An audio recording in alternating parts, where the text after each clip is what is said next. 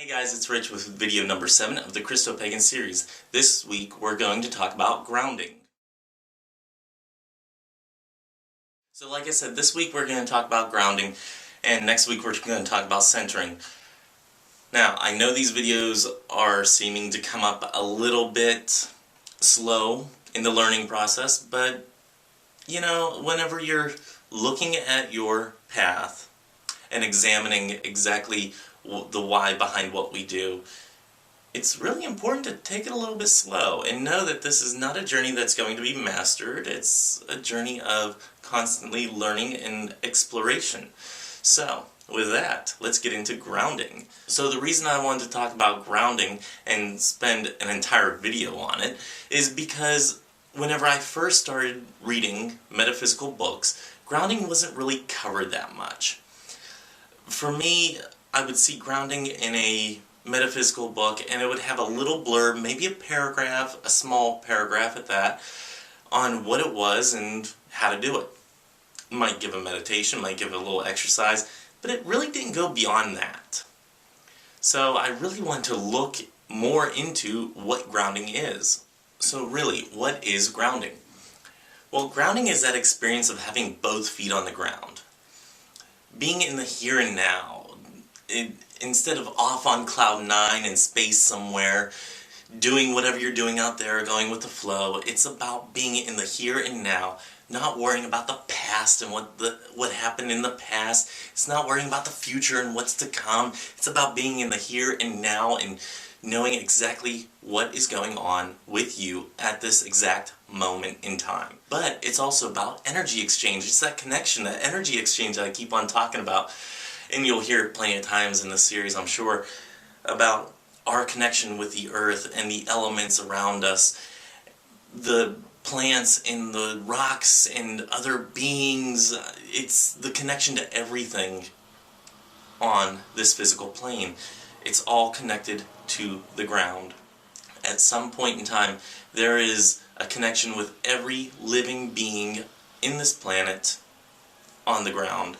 So having both feet on the ground connects you to everything. Every living being on this planet is connected through the ground in one way, shape, form, or another.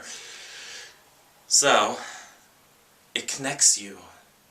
But it doesn't only connect you to other living beings, it connects you to the Earth's energy itself. Remember, energy can't be created or destroyed, only altered.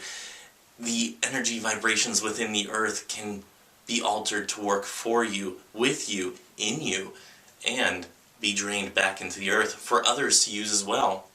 It is the regulating of your energy, your personal energy. Whenever you feel like you're way too energetic and you just need to calm down, to gain focus, to gain clarity of the here and now, try grounding. Empty your energy out of your body into the ground and feel that calm just come over you as you release all of the energy that you have, that you can spare, into the ground. Now, the exact opposite is true as well. Whenever you're feeling lethargic, when you feel like you don't have the strength to pick yourself up and go on with your day, ground yourself and draw energy into you and feel the energy just vibrating in you, becoming more and more vibrant. Grounding is this and so much more. So, if it's something that you want to look into, go ahead and do a little bit more research. This is only to wet the whistle and to figure out what it really might mean for you, kind of as a conversation starter. So, go ahead and research more on what grounding is and what it means to you, and go ahead and share that in the comments below. But in the meantime, what we're going to do is now discuss how do we ground, because it sounds like such a wonderful thing of not being caught out in the ether somewhere, doing whatever you're doing out there and just being lightheaded all the time. It's nice to be grounded. So, how do we ground? The way that I primarily ground. And again, this can be done by walking, it can be done by sitting in meditation. This can happen in any way, shape, or form.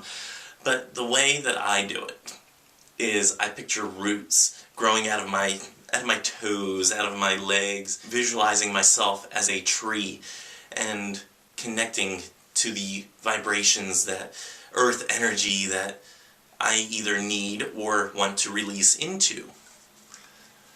And sometimes it's good to just be there. Just regulate my energy with the earth and kind of fine-tune it. But I visualize these roots growing out and going to the core of the earth, wrapping itself around and regulating with that energy, leaving me in a nice, peaceful, calming state. Or if I need energy, energizing me. Or if I need to drain energy, maybe to fall asleep, maybe to just relax after a long, hard day, to release energy into the earth that others can use as well. Just remember, energy isn't good or bad, it's just energy. So others may be able to use it. So why not give to the collective? Now, that's just one way that I ground. Another is, and you may have seen me holding this during the entire video, a little tiger's eye. Now this tiger's eye has quite the story. I actually found it while helping somebody move a couch, and it fell out of the couch. I knew it was for me because tiger eye is a wonderful stone that I am really connected with. But this one fell out, and I've thought I lost this probably about a half dozen times, but it keeps on showing up when I need it to show up. It's very much a fantastic stone for me. So whenever I need to ground, sometimes I just pick it up and regulate myself with this energy. Either that, or I just simply look at it.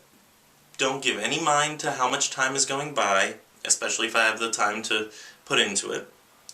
But just simply look. And tiger's eye is great for this, because you can look at the different stripes and just become mesmerized by the way that everything changes according to the light and your relationship to it. But on the daily basis, especially whenever I'm out at work, I keep a little bag full of stones. And I will probably share what's in this bag other than just that one stone in the future. But I keep that bag on me usually whenever I'm going to work, because that's where I have the majority of the need to ground, and with the other purposes of the other stones in there. Whenever I really need to draw on those energies is at work. So I keep that with me in my pocket at work. So that's another way that you can ground. And there's plenty of other ways to do it. One that I read up on, and I haven't really experienced it that much, is eating certain vegetables, such as carrots and potatoes, things that come from the ground that are root vegetables, will root you to the ground.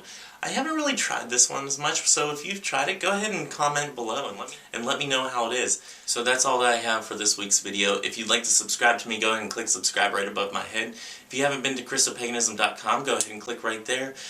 It will take you to ChristoPaganism.com. I have an article that I just wrote on grounding, so you can find some extra ways to ground and some other reasons to ground.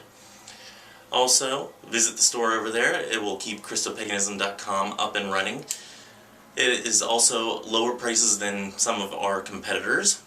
And I'm now shipping to the UK and to the US, so those of you in the UK can now purchase from there. I will be updating the store a little bit more here in the coming weeks to include more things. So if there's something that you would like to see, go ahead and let me know, and I will try to get it up there as quickly as possible. Also, the calendar will be updated to include posts that will be happening in May, so go ahead and stay tuned on that. If you'd like to stalk me on Twitter, go ahead and click right here. It will take you to my Twitter feed. You can stalk me on there, ask me questions, interact with me any way that you want. Just be respectful.